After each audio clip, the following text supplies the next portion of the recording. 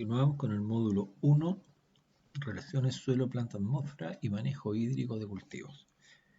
Estamos ahora con el tópico 3, requerimientos hídricos de las plantas. Todos los cultivos agrícolas requieren de agua para producir, así como los requerimientos hídricos van a depender del estado de desarrollo de la planta y también van a depender de la zona agroclimática en donde se encuentra. Quiere decir que, por ejemplo, un maíz cultivado en el norte de Chile, en la región de Arica, tiene un requerimiento diferente al de la zona central de Chile y diferente al de la zona sur. Va a depender principalmente del clima donde se crezca la planta. En este tópico de requerimiento hídrico de las plantas, veremos cómo determinar la necesidad de agua o dónde encontrar la información que requerimos para calcularla. ¿Ya? Esta información de necesidades de las plantas es básica para poder entender y aplicar la programación del riego. En los temas que veremos en este tópico, en este primer video, está el potencial de agua en la planta y cómo la extracción de agua desde el suelo por parte de las plantas. En cuanto al potencial de agua en la planta, debemos recordar que tanto en el suelo como en las plantas el agua se mueve por diferencias de potencial. En el suelo, el potencial total está compuesto por el potencial matricial, que era la retención de humedad del suelo, el potencial gravitacional, la posición con respecto a un nivel de referencia, el potencial osmótico y el potencial de presión. En la planta, el potencial total está compuesto por el potencial de presión o de turgencia, es decir, qué tan llena de agua está la célula de la planta, y por el potencial osmótico que está en relación al contenido de sales que hay dentro de esa célula. Potencial de presión representa la fuerza o presión interna que ejerce el agua dentro de la célula, dentro de la vacuola de la célula vegetal. Y el potencial osmótico representa la fuerza de retención del agua por las partículas de soluto o de sales dentro de la célula. Mientras más sales hay dentro de la célula, más agua retienen, ¿ya? Por un tema de equilibrio de concentraciones. En el punto de machete permanente, el potencial de presión de la planta o de turgencia es igual a 0. ¿Por qué? Porque la planta prácticamente en PMP no puede absorber agua y ya ha perdido toda su agua interna, por lo tanto no hay ninguna presión dentro de la célula. Las plantas están flácidas, están caídas, están con un potencial de presión 0, no hay nada de presión. A ver, ¿cómo es el potencial dentro de la planta?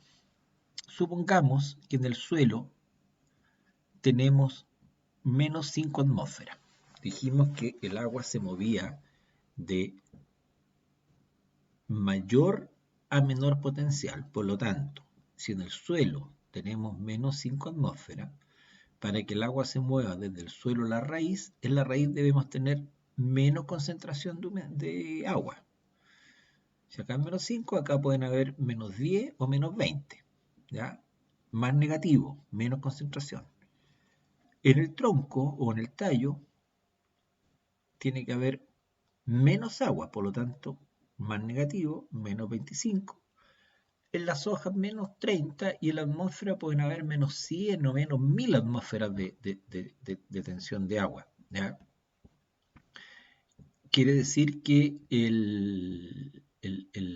la demanda se produce desde el suelo hacia la atmósfera a través de la planta. La capacidad de una planta para absorber agua va a depender del clima, principalmente temperatura, velocidad del viento, radiación, del suelo, qué tanto oxígeno tiene ese suelo o qué textura tiene, de cuánta agua haya disponible en ese suelo, mientras más húmedo, más fácil para la planta absorber el agua, cómo son los niveles de fertilización en ese suelo. Si tiene buena fertilización, la planta responde de mejor forma absorbiendo agua. Y también algo muy importante, el potencial genético de la planta. Si la planta está apta para una condición que tenga húmeda o una condición seca. ¿Cómo afectan las características del medio ambiente la capacidad de absorber agua por parte de las plantas? La temperatura del suelo, por ejemplo, si tenemos alta temperatura, tenemos mayor absorción. ¿Ya? Climas tropicales, tenemos más temperatura del suelo, mayor absorción de agua, mayor crecimiento vegetativo y de frutos. En cuanto a la concentración de sales, si tenemos más concentración de sales, hay menor absorción de agua. ¿Ya? En la zona de suelo salino ocurre esto, las plantas absorben menos agua. El potencial genético de la planta. Claro, también el crecimiento radicular, el tipo de raíz, va a jugar un papel muy importante en lo que es la absorción de agua por las plantas. Y podemos concluir que la extracción de agua se produce en toda la profundidad de radicular, pero con diferentes intensidades. Esto es un punto bastante interesante de entender y de aplicar. Por ejemplo, tenemos un árbol que tiene una profundidad de raíces, llamémoslo P. La planta extrae agua en la siguiente proporción. Dividimos la profundidad P en 4/4. El 40% del agua que extrae la planta lo hace desde el primer cuarto de su profundidad.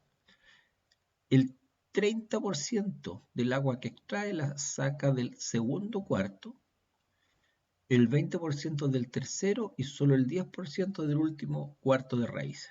¿A qué nos lleva a concluir esta figura?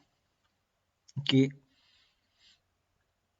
en un riego no es necesario llegar hasta el último cuarto de raíces, porque todo lo que vamos a gastar en agua, en tiempo, en llegar acá para suplir solamente el 10%, no es práctico hacer eso.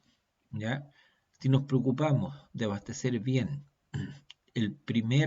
los dos primeros cuartos de profundidad radicular, por ejemplo, si este P fuera igual a 1 metro, si nos preocupamos de abastecer los primeros 50 centímetros, estaríamos supliendo el 70% de las necesidades hídricas de la planta, lo cual es bastante considerable.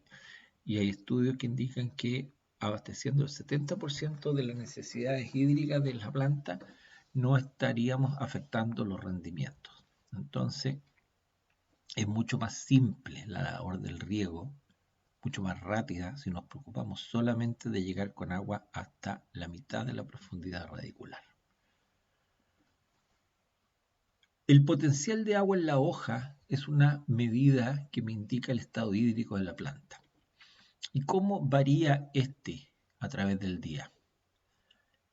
En la mañana o en la noche, al amanecer, hasta las 6 de la mañana más o menos, cuando antes que empiece el sol a alumbrar, el potencial se mantiene bastante bajo. Luego la pendiente asciende rápidamente y alrededor del mediodía, entre las 12 del día y las 2 de la tarde, es el potencial más crítico, el más negativo. La planta está más falta de agua o menos turgente en realidad a esa hora, porque hace más calor, porque, qué sé yo, principalmente la radiación es más directa. Y luego, a la medida que empieza a bajar la temperatura, la planta, la hoja empieza nuevamente a ponerse turgente. Este horario es el más crítico en una planta.